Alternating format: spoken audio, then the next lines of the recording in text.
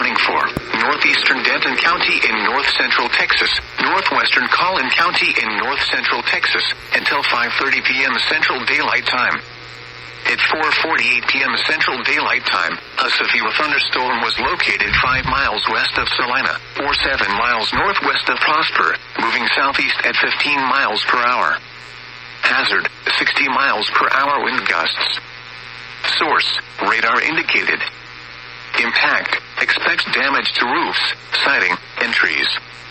Locations impacted include Plano, McKinney, Frisco, Louisville, The Colony, Little Elm, Prosper, Salina, Aubrey, Krugerville, Crossroads, Hackberry, Hebron, Oak Point, New Hope, Lincoln Park, Providence Village, and Louisville Lake. For your protection, get inside a sturdy structure and stay away from windows. Continuous cloud-to-ground lightning is occurring with this storm. Move indoors immediately. Lightning can kill.